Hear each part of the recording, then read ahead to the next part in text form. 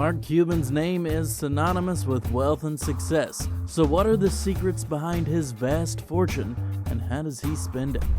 For Mark Cuban, you kinda have to spend money like crazy to keep up the appearance that you're one of the most successful men in the business world. Mark's taste in houses is not surprising at all.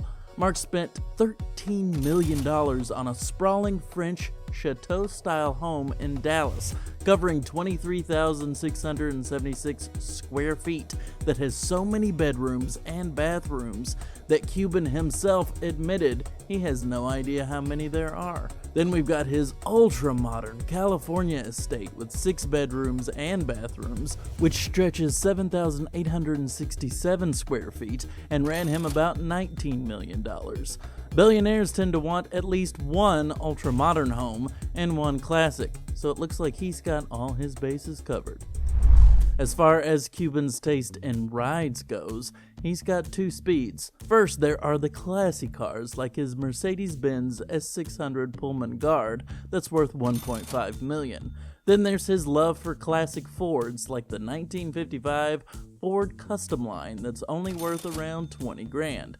Of course, his face when he rides around in this bad boy is truly priceless. For guys like Mark Cuban, you don't just have one private jet to show off, you have a private jet collection. He actually earned himself a Guinness World Record after he picked up his Gulfstream G550 when he paid $40 million for the jet online way back in 1999. He actually set the record for the biggest e-commerce purchase of all time. Then there's his $36 million Boeing 757 he purchased for the Mavericks. The Mavericks also have a Boeing 777-200 at their disposal that is said to have run him back over $200 million. It's a jet capable of holding over 90 people, explaining why it's so frickin' expensive. He said that private jets are actually his favorite purchase because it saves him a ton of time, which he calls a person's greatest asset. This allows him to spend a great deal more time with his family, which is really what it's all about.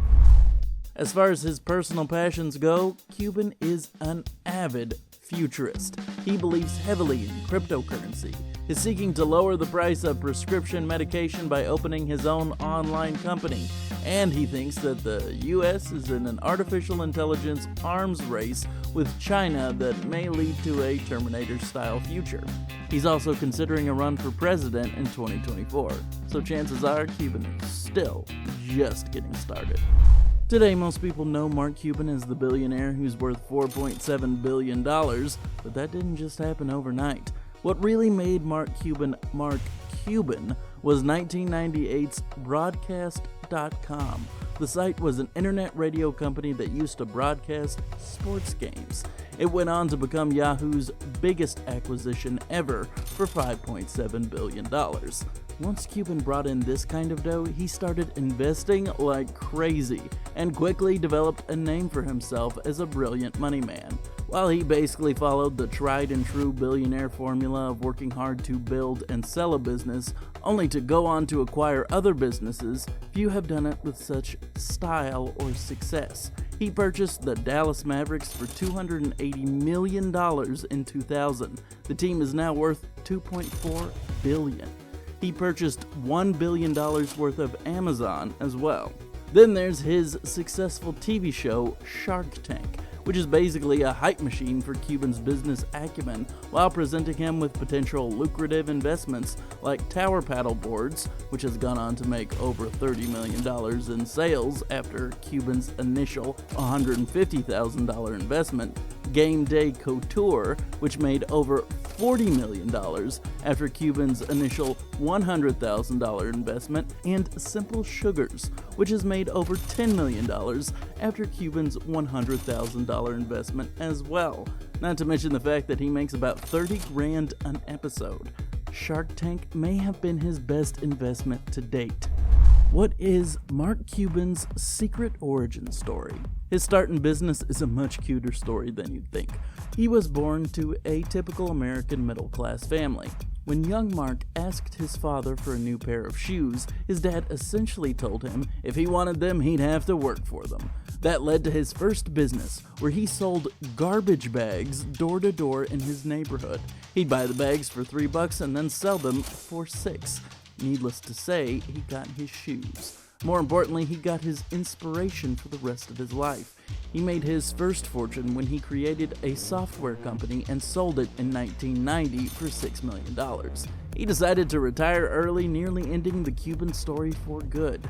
Then the whole internet radio company thing dropped in his lap and brought him right back into the game. If there's one thing rich guys like Cuban like to do, it's give often unsolicited advice about how to make money like they do. I mean, it's kind of the entire premise of Shark Tank. So what is Cuban's advice for all of the aspiring billionaires out there? For starters, Cuban claims that the best investment you could make is a seemingly obvious one, the one that's often difficult: paying off your debt. He said many times that paying off a credit card or a loan is a much safer bet for yourself than investing in a stock or in real estate. In fact, he straight up said that if you are in financial trouble and want to invest to get out of debt, it's the worst choice you could make. Not only that, but he suggests people stop investing in the stock market altogether. Brokers and news outlets tend to mislead the public about the market's potential rise because it benefits them to do so, according to Cuban at least. None of that is fun advice, though. We all know that paying off debt and living frugally is best, but what if we want a little adventure? Well, Cuban has some good advice for that too. He says that you should invest in things you truly believe in and be fearless. That being said, he also suggests a limit to 10% of your income and that you should assume the money is already gone. He said to treat it like buying trading cards or collecting art.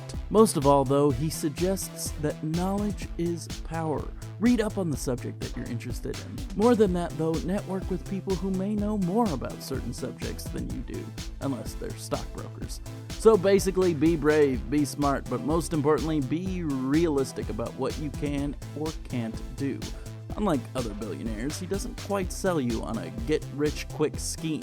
He says to live like you're a poor student. Save up 6 months' worth of income and then invest in things you care about without expecting a definite return.